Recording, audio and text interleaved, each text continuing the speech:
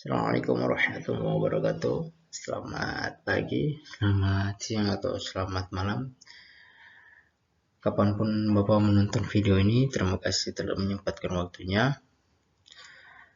Saya Aldi Suma dari Prodi Teknik Lingkungan Angkatan 2023.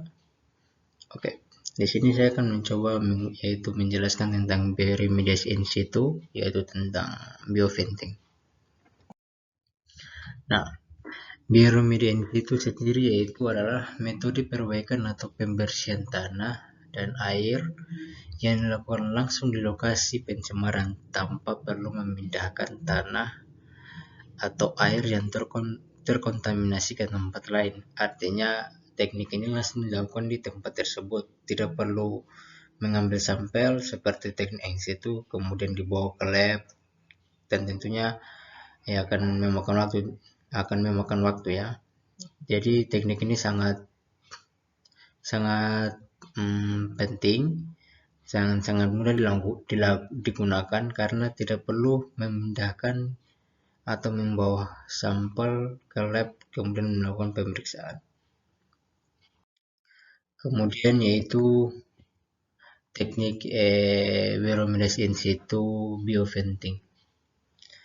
Teknik ini yaitu dengan cara memanfaatkan mikroorganisme untuk mengintegrasi kontaminan organik di dalam tanah dengan cara memasukkan oksigen ke dalam zona tak jenuh. Artinya nanti teknik ini akan memakai sumur gitu, terus memasukkan oksigen, yang dimana oksigen itu akan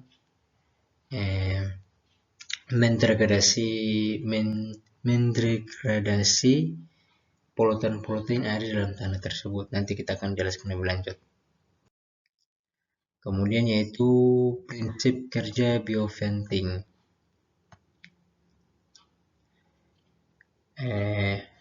Yang pertama yaitu identifikasi kontaminasi dan area target.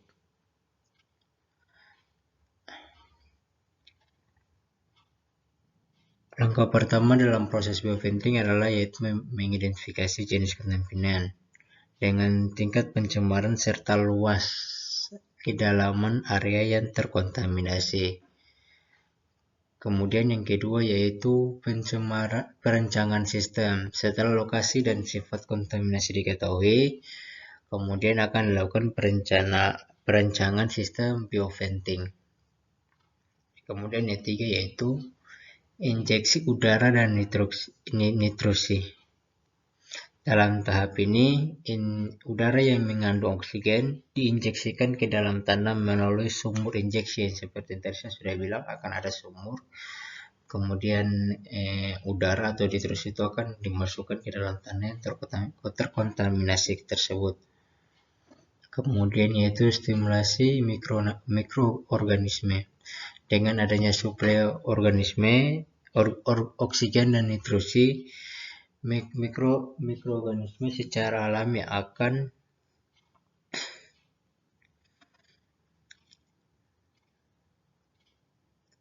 menguraikan kontaminan organik secara alami seperti senyawa hidrokarbon menjadi senyawa yang lebih sederhana dan tidak berbahaya.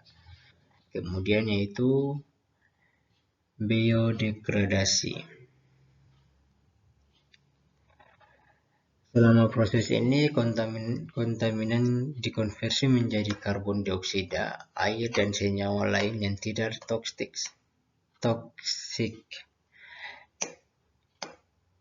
Kemudian aktivitas biodegradasi sangat tergantung pada jenis tanah, tingkat kontaminasi, serta kondisi lingkungan seperti suhu dan kelembapan. Kemudian yaitu pemantauan. Nah, setelah dilakukan 5 tahap tersebut atau 5 prinsip ini, langkah terakhir itu pemantauan, yang dimana pemantauan yaitu memastikan teknik ini berjalan dengan sempurna gitu. Jadi tidak ada lagi yang terkontaminasi. Kemudian yaitu kelebihan dan kekurangan bioventing. Ya, yang pertama yaitu kelebihannya biaya rendah dan efisien. Karena yang tadi saya sudah bilang, teknik ini tidak memerlukan pemindahan lagi, yang dimana tidak perlu menguji teknik bawa sampel ke dalam lab lagi. Kemudian yaitu ramah lingkungan, tentu teknik ini lebih ramah lingkungan ya. Semua teknik bioremediasi tentu ramah lingkungan. Kemudian minim gangguan terhadap lokasi, karena hanya berfokus pada lokasi yang tercemar saja, tidak akan fokus lagi ke tempat yang lain. Kemudian yaitu cocok untuk area sensitif atau berpenduduk. Nah, karena apa? Karena teknik ini hanya dilakukan pada lokasi itu saja, jadi tidak berpengaruh gitu untuk lingkungan di sekitar atau masyarakat yang ada di lingkungan sekitar. Kemudian kekurangan yaitu tidak cocok untuk senyawa non biodegradable. Kemudian efisiensi tergantung kondisi tanah dan mikroorganisme, karena mikroorganisme juga seperti kita makhluk hidup, apabila kita tidak merawatnya dengan baik, mikroorganisme itu akan mati. Kemudian butuh waktu yang relatif lama ya, itu karena dia mengandalkan mikroorganisme yang ini untuk mendegradasi kontaminan tersebut. Oke, kemudian saya akan mencoba untuk menjelaskan ini tekniknya.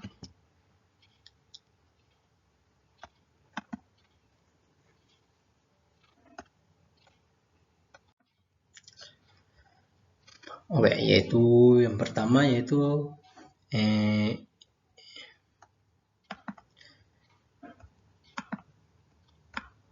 ini ya, injection wall, yaitu merupakan titik di mana udara bertekanan rendah diinjeksikan ke dalam tanah. Jadi udara akan dimasukkan ke dalam sini dengan tekanan yang lebih rendah. Tujuannya yaitu untuk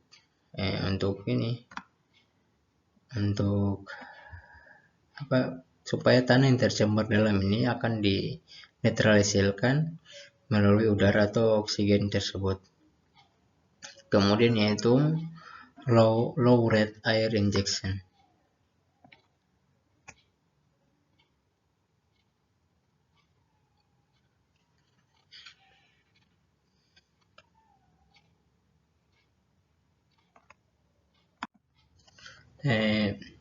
Kemudian yaitu low rate air injection, yaitu tempat sumur, semacam sumur gitu yang akan menjadi wadah untuk menampung oksigen atau mikroorganisme yang akan kemudian masuk ke dalam tanah yang terkontaminasi tersebut. Kemudian ada blower. Blower adalah alat yang menghasilkan dan mendorong low rate air injection. Nah, untuk mendorong ini, karena kan tadi fungsinya untuk membawa oksigen atau mikroorganisme ke dalam tanah, karena ini alatnya untuk membawa ini semua ke dalam tanah.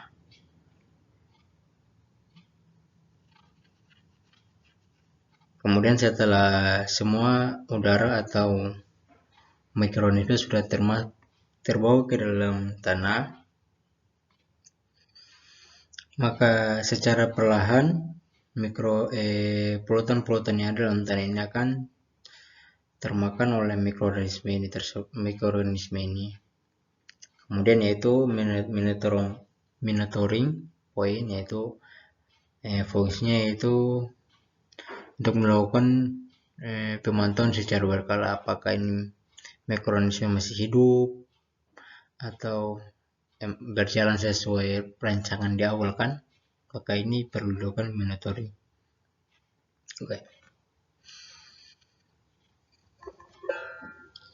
Dan itu saja yang bisa saya sampaikan, kurang lebihnya saya mohon maaf. Wassalamualaikum warahmatullahi wabarakatuh.